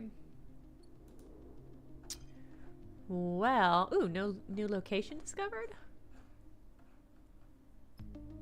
Oh, is it just Marco's yard? Okay.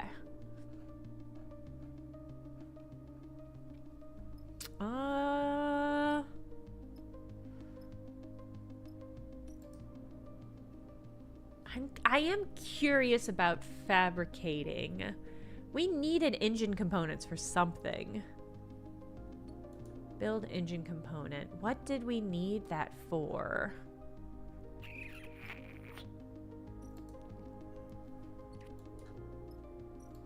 I think it was on one of the other stations.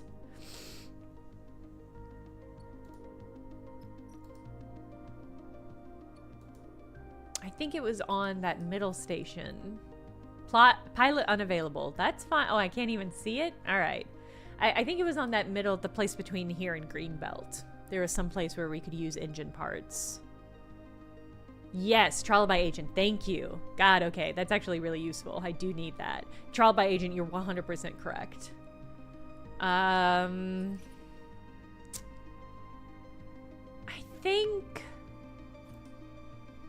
think I want to wait until I have better dice for this.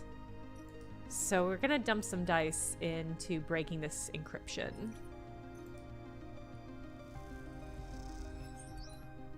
Ooh, that gave us 3 ticks. Hot damn. Alright, that gave us 2. 2 ticks even on a neutral is a really good turnaround. The radio side quest is your favorite one in the game? Okay. Gold stars, I'm looking forward to it then. Oh, man. We're so good at this game. Hell yeah. God. 5 dice to get all those ticks. Cadet catches your eye as you look over at her. What is it? She takes the end of a metal chopstick she'd been chewing on out of her mouth. Got something? Cadet has given up already for the cycle, and while you're cracking the drive's complex encryption on her friend's workstation, she's been floating in the middle of the small workshop, pinging bits of scrap off the shelving on the wall. Now she spins in the air and pushes off from the ceiling, spinning as she glides so she lands perfectly behind you, leaning over the terminal screen. As she does, you hit a key, executing the final decryption process. I'm in! Slick! She goes to ruffle your hair, but you don't have any. Instead, she just wobbles your head playfully. What we got? With Cadet hanging over your shoulder, you try to concentrate on the data spooling across the screen. The first thing that catches... I love that she's just like, bobblehead, bobblehead. Bubble, bubble, bubble, bubble. First thing that catches your eye is the steady repetition of CWEXT, an identifier for Conway Extractions, the behemoth conglomerate currently waging a corporate war with Senate Stat in the inner system. Do they sell wigs in space? Maybe. I'm going to have to grow it out like 11 on Stranger Things. Why, Conway? What is this data? You stop to scroll looking for details. Hit that thing. Hit that thing! Cadet pokes the screen, making it wobble. You dutifully click. A comment expands in the code, a note left by someone. It mentions tests and protocols, discusses reverse engineering and carrier signals. You close it and find another. Drone latency. Another. Security bypass. One more. Kill switch. I love the idea that it's my normal, like, sleeper body with all of the cyberpunk vibe, and then, like, a really big, like, Hairspray style 50s massive foam wig. Hello, KSB. It is Thursday. Takes a long time, you and Cadet squinting into the blue screen to build up a picture of what you're looking at. When you're done, both of you sit back, your eyes sore, and your mind's clogged with technical terminology. Shit, Cadet shakes her head. They were dissecting it live. She's referring to the Conway drone mine this stream of data was scraped from. Huge volumes of internal data of control system protocols and passphrases, the kind of data you imagine was closely guarded by Conway, kept secret to allow smooth operation of its drones. This thing, that's some kind of general or manager, right? Giving orders out to all the little drones that work for it? I always thought Conway controlled its drones remotely with people, those zero latency point interfaces you hear about. From what you know, Cadet is right. Conway is known for their novel solution to the scale and logistic problems of the surrogate systems. Extraction and security drone ships piloted from light years away with proprietary comms interfaces. A drone mine, what this code is scraped from, should be a kind of distributor, a relay for the local drones that links to the closely guarded transmitter/receiver. And this data suggests otherwise. It suggests an active cognitive process, far more complex than any protocol you've heard of. A thinking machine! I mean, we've come across a lot of these. Look, Cadet jabs the screen again. Is that? She squints. You see a line in the data stream that reads simply, stop, get out, stop, get out, stop, get out, stop, get out. How did they do this? Cadet leans back. Everyone knows captured Conway drones purge themselves and everything else in a couple of square clicks when they're captured. You rip the control core out of one, sure, you can disassemble it, but its system will be gone. This one was still running when they took it apart. It should have gone up like a tactical nuke the moment they started. She stops suddenly, the fate of Hexport jumping in her mind. Is that what happened? How did they get all of this? Get it out on a drive? Silence fills the workshop. Wow, okay. So Hexport was blown because one of these drones was brought on board. They succeeded in scraping some data from it, but then it blew. They look back to the screen, unsure of the answers to Cadet's questions. You feel a deep chill, one that you know has nothing to do with the temperature of the workshop. Who the hell was doing this? Cadet scans the code once more. I'm going to use my power of dice to work out who did it. You back over the data, nothing. But the absence of a trail tells you almost as much as an obvious one would. The data is scrubbed clean, not a mention of who is scraping it. That means a professional with access to tools and protocols way beyond what you'd normally see in the Star Wars belt. An outsider, then. Which outsider would benefit most from knowing the control protocols of Conway drones? Who would risk an entire belt station to find it out? It's the simplest answer. Occam's razor. Senate Stat did this. You say it out loud, and it sounds right. Yeah, that'd be my guess too, Cadet yawns. But it's still a guess. We've been at this too long, Cadet sighs. I'm cooked. She pushes away from the terminal and floats in the room, stretching out her aching back. We know they had this drone mined on Hexport. That's where they were cutting it, scraping it. We know something happened and Hexport went up. She sketches her thoughts in the air with a hand gesture as she summarizes. The data got out on that drive, I'm assuming, before the explosion, then got to the far spindle. Someone tried to courier it, using me, but the receiver wasn't there. She turns and looks at you, which is when they ruined my life and my job trying to get it back. This data is valuable, or we need more information. We do need more information. Yeah, she sighs, we do. She floats over the drive and picks it up. This thing has trouble written all over it. But it's also the only way to buy my life back. The way I see it, we have to expose these fools so they leave me be, or give them the data so they piss off forever. We can't give them this. Not if we don't know who they are, she laughs half-heartedly. But yeah, no, we can't. All the roads lead in one direction, I'm afraid. She spins the drive in the air. Back home. Hexport. If there's anything to confirm or deny this data, if there's anything to connect it to, if there's anything left at all, it'll be in the remains of that station. I had a feeling it might come to this, so I made some inquiries when I first got here. The word is that this place is irradiated to hell, but I've heard the radiation is fading, and it's not like half the belt isn't glowing anyway. She shrugs grimly. With suits, we'd have maybe a few cycles before it starts to leak through. The problem is getting in. She puts the drive back on the desk's magnetic surface. Far spindle is a no. Not only do I not want to get picked up there, but the debris is denser on that side. No safe way in. Dark side is the best bet. She shakes her head. But I've heard you have some trouble waiting for you there. What if I deal with the trouble? Then we'd have a clear shot at it, she shrugs. Easier said than done. This place has one hell of a stowaway spot. Shielded from everything. Plus the scatter yards are no one's territory. I'm gonna leave the drive here. She squints at you. No peeking. But me, I want to keep moving. So I was thinking I could make myself useful till you shake that trouble in dark side. Work for room and board on all that. Yeah! You want to come with me? Yeah, professionally speaking. What do you say? She folds her arms. She didn't have to say professionally speaking. It could have been more. She wobbled my head. You know I'm tough and I can do plenty besides ride an air bike. Yeah, you're in.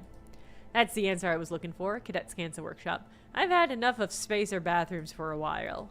I'll make myself at home in your rig. She picks up the drive and tucks it in a pocket. Cadet glances away from the racks on the wall and you follow her eyes to spot her air bike, where it is hanging, carefully secured and pristinely kept. Cadet gives you a hard look. You better have room for my bike. I can't believe we have room for anybody. We've got so many people on this rig. It was a friend wobble? No.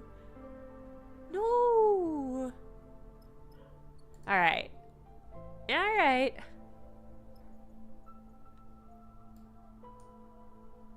Let's do odd jobs. Okay. I know Zixer did. It keeps happening. It keeps happening.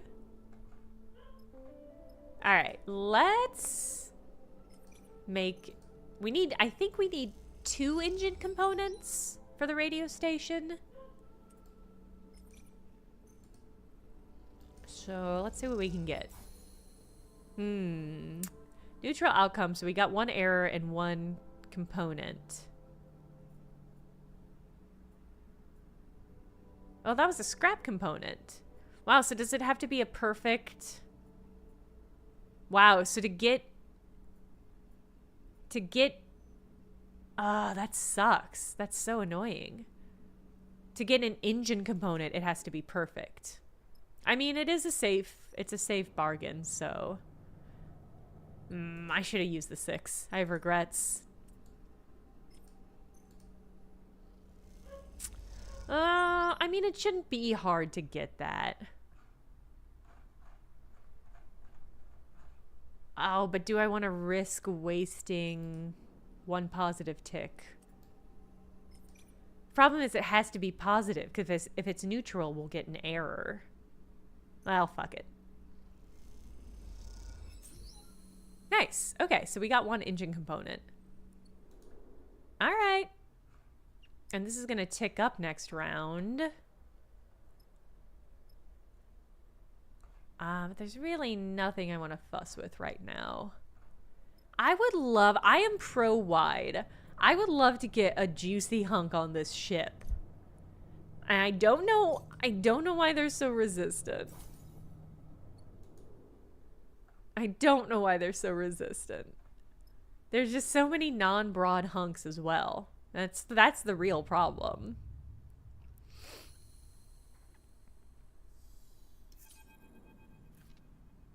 You find Seraphin and Marco waiting for you in the hidden room where they met you before. They're chatting quietly, their shadows cast across the scaffolding by a small lamp. Sleeper, Marco's got something good, he nods to Marco. Tell them. Marco gives you a nod as you look at him, his mood quiet, conspiratorial. I don't know if it's as good as Finn thinks, but it's an opening. I heard back from a friend of mine who runs a yard on the edge of the cluster a far way out of here. Smart guy. He makes a tidy profit off selling fuel to freighter crews on their way into Darkside. He undercuts the Darkside's docking fuel prices, which includes a cut for Utsubo, so they stop off at his place to fill up before heading in. Marco smiles. Clearly, this is his kind of business. This guy, he owes me a favor, and I'm going to call it in. He can get a few of us onto a freight ship, swap us out from the usuals who stay at his place, and let him have a few drinks on him. The crew, meaning us, will deliver the freight, complete with a stopover for cargo loading in Darkside, which is when you do what you need to do. We'll have as long as we need, but the more time we spend there, the more likely they'll discover us. Keep your head down, sleep and eat on the freighter. Then, once we're done and the freighter's loaded, we take it on out again. Return to my friend's yard and swap the crew back. He shrugs, emphasizing the simplicity of the plan. No one will ever know we were there. See? It's good, Seraphin nods. It'll work, right? What if they check the crew list? On what? On the manifesto? Not gonna happen. And who's to say you aren't the names on the list? This is the belt. Seraphin looks concerned. It's gonna be tight, but I reckon you can get what you need in time. Marco's got some connections with whoever is resisting Utsubo. Get an idea of their operation, look for weaknesses. It'll have to be quiet, Finn. Marco gives you both a warning look. No noise, no attention. This can quickly become a one-way ticket. Seraphin turns to you. Think you can handle that? Together, we'll get it done. Seraphin and Marco exchange concerned glances. What aren't they telling you? There's one more thing, Sleeper. Seraphin looks down. Someone needs to stay with the rig. Someone who can pilot it if there's any attention at the yard. It has to be like this. I'm sorry. Oh, so you're not going. I'll be going in with you. Marco puts a reassuring hand on your shoulder. I know, Darkside. I'll guide you all the way in and all the way out. I don't like this one fucking bit. Yeah, gold stars. For no fucking kidding.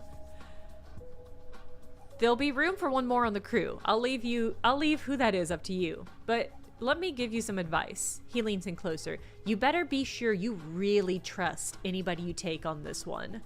I don't trust you, motherfucker. Whatever. You look between the two of them.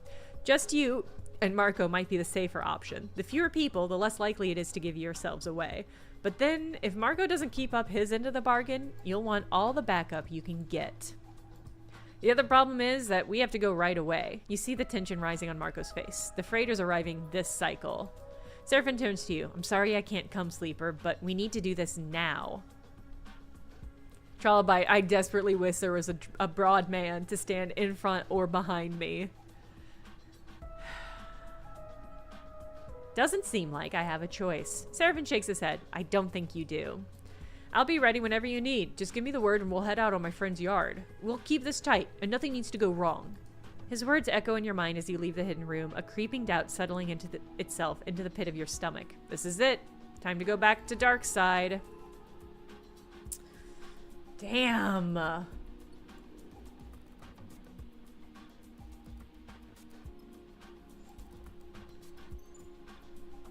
Okay. Danger. You don't say. Alright, well, I mean, at least we got some dice. I'm gonna make one more engine component while we're here.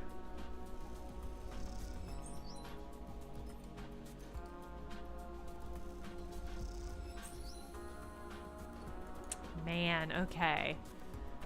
Oh. I'm so nervous about this.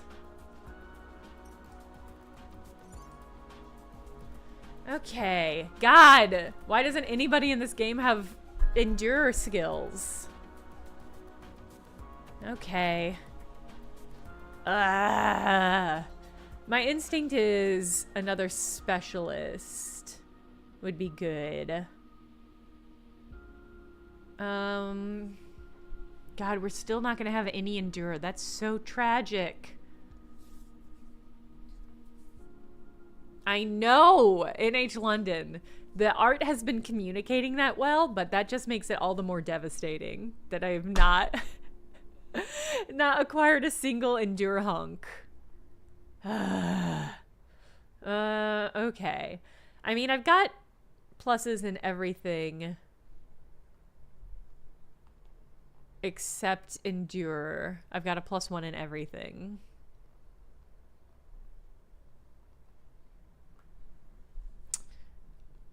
So I can cover a lot of bases. Yeah, so I think having somebody else specializes really makes the most sense. And since we have this skill already overlapped, I think it's going to be Junie. Junie's small. She won't attract much attention. She's too young to have much of a reputation, probably.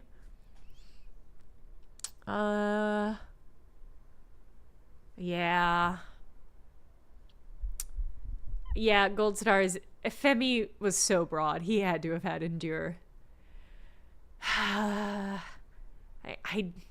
don't regret having Nia on my ship rather than Femi, but I do regret that she's not as broad as her brother.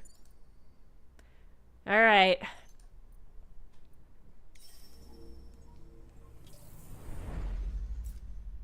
I trust Junie to be able to lie. The freighter hangs over the ragged shipyard as the rig glides idles in the dock. Your eyes trace the fuel lines snaking up to its underside where they disappear into the dark. A chirp from the pilot's console breaks the silence. Marco's signal. This is it, sleeper. Seraphin settles back from the controls of the rig. He looks over his shoulder at you. You better get going. Marco's gonna sell my ass out. If this goes wrong, I'm blaming you. I'd expect nothing less, Seraphin smirks. You glide towards the back of the cockpit. Seraphin clears his throat. Just don't do anything reckless, all right? As you float down the corridor towards the airlock, Marco comes to meet you, his usual gear swapped out for a plain set of overalls that you imagine are borrowed from the freighter crew. Ready to go, sleeper? The crew we're replaced is already in the yard, so the sooner we get on board, the better. He gives you a look. How are you feeling? Just fine, thanks. Marco meets your eye. If you want to do this, we need to trust each other. He pats you on your shoulder as you cross into the airlock. The airlock cycles, and Marco leads you into the yard through a series of shadowy passages that connect the two docking bridges. Now's the time, sleeper, Marco says as you work your way through the yard. Any questions? Any concerns? Speak up now. Will we have to pass any checks? Marco shrugs. This freighter is a known ship to Utsubo. It makes this route on a regular basis. There's no reason to suspect it. You reach a vertical tunnel and start ascending. At the docks, we'll probably have to give some enforcer a nod and a smile, but that's it. You come out the entrance to the other docking tunnel. The freighter's filling the viewing window, so all you can see are the plates of the scratched hull. Junie's waiting by the docking bridge, looking sheepish in a set of crew overalls with rolled legs and sleeves. Sleeper, is this really necessary? She is a child. Was she the right choice to pretend to be a crew member on a freighter? Have I made a poor choice? Maybe. They suit you. Is this supposed to be funny? Junie shakes her head. At least there's no chance of us standing out on dark side in these. Sorry to interrupt, but we need to go. Marco gestures to the docking bridge. You hit the button to open the doors and glide towards the freighter's airlock. As you do, the fear settles in. You're going back to dark side. Gold Stars, that's a great point. Yeah, I can't imagine the gang cares too much about child labor laws. Here's my bet. I feel like Marco is selling us out to Lane. I don't trust him, and the fact that he separated Seraphin from the rest of the crew, the person who I feel like would be most likely to be able to read his expression and be able to judge the choices he makes, it just makes me really suspicious. Dark side. Ugh. The next time we get to... But is he a red herring? It's possible Geo's died. These games don't often have explicit villains, or when they do, they're pretty clear villains, I'll say. The next time we get to an autosave, we're going to end the stream, but I don't know when that's going to be. Darkside sprawls out into the starscape, its surface a vast and random accumulation of structures, lights, and signs. You've watched it as the freighter cuts across the belt, as it grew, cycle by cycle, like a stain across the cockpit glass. Watching it approach, the fragmented memories of your time there pass through your mind, each one dissolving the moment you try to focus on it. Only the sensations remain. Despair, claustrophobia, fear, all somehow strengthened by their disconnected nature. It's as if, by not being attached to specific memories, they can run free through your mind, as alive as they were in the first moment of feeling. Instructions received. Appreciate it. Marco is in the pilot seat, talking to the Port Authority. Incoming to strut 2-3. He turns back to you, clicking off the outgoing comms channel. First step complete. We got docking approval, as expected. He raises his eyebrows, noticing something on your face. Keeping it together all right? I've got this. Stay silent. He sighs and turns back to the controls. I get it. Junie's voice carries across the cockpit, catching your attention. This place comes with a lot of baggage, right? She nods. I can understand that. But you aren't here alone. Not this time. Junie gives you a serious look. We'll look out for you. Aw, Junie. There's a hollow rumble through the body of the freighter as Marco brings it into the dock. The noise of this draftier, more industrial ship differs from those of the rig, and you haven't gotten used to them yet. A squawk of noise over the comms sends Marco scrambling at the controls to submit the docking code he was sent just moments before. There's an agonizing wait, and then a chirp as the code is accepted. The freighter is docked. All right, let me go out first. Talk to the dockers, start the unloading. He unclips his seat. Then you're good to go. I want to come. Marco raises an eyebrow. He seems to be considering something. I want to be as delicate about this as possible. He glances away. But you're a sleeper? I don't think we should bring attention to that. So what? Marco sighs. You escaped from Utsubo, yeah? How many sleepers do you think they have under their control?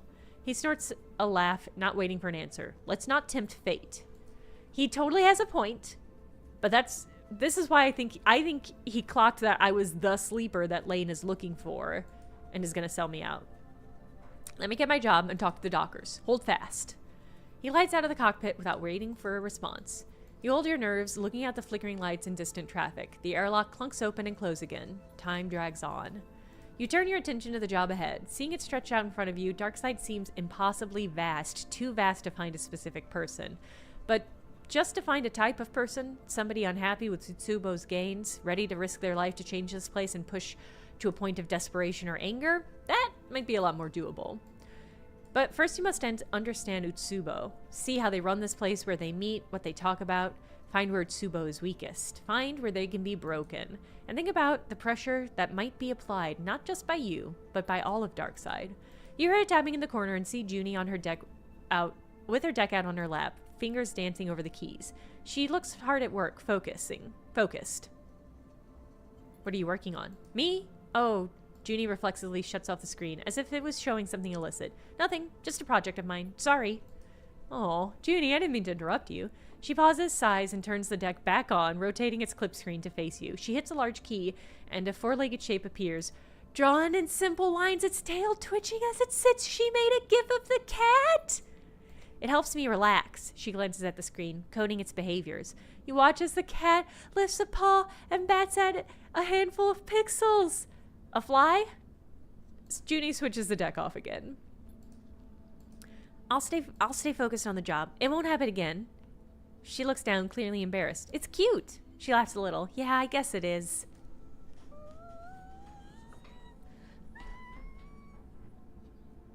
Yeah, she made herself a Tamagotchi. The airlock cycles once more, and moments later, Marco's in the cockpit, sweat beading on his brow. He takes a moment, his mood uncharacteristically flustered. Well, I bent the truth a little back there, but I think we're good. He runs his hand over his hair, slicking it back in place. Luckily, I've had a lot of practice lying to dock workers. He gives you a wink. They'll be unloading later this cycle, and they won't be in a rush. We have our time, as promised. But the sudden interjection evaporates any relief you're feeling. Utsubo are watching these docks. That I know for sure. For now, we're just another freighter. But all are coming and going? That could be a problem. He turns to you. We can try to disable their monitoring or just get the job done before it becomes an issue. I'll take a look. I'm sure you will. Either way, we need to get on with what we're doing. Marco folds his arms. Utsubo are everywhere, but we need to understand them, to know what is happening inside their organization. We slipped under their skin and find out how they work. Marco looks at you. This is what I recommend. But now, Sleeper, it's your turn to lead. Tell us where to begin. You feel the attention, the pressure shift to you. Time to find some allies. Time to find Utsubo's weakness. Time to stop running and resist. Okay. 1, 2, 3, 4, 5, 6, 7. God, this place is big. All right. Ooh, docking surveillance. All right, we will check all of this out. Some good dice roll. I like that we're on a spaceship, but this is also like a mission. All right. Yeah, we're gonna stop here. And the start of the next stream on Sunday, we're gonna crack open Darkside. We're gonna crack Darkside wide open and see what kind of work we can get done. Let's see. Yeah, the rise. So there's residential towers, the monitoring system, and the freight dock. Yep. Yeah, that's the plan. So next stream, we're going to crack this thing wide open. I'm going to crush it. I'm not even... No, Gold Stars, Darkside won't crack us. We're going to do great. We've been doing so good in this game so far, and we're going to keep doing really good. That's the plan. That's it. Have a good rest of your Thursday. Have a good rest of your week and start to your weekend. And I will see you Sunday for more of this good game. See you later. Bye.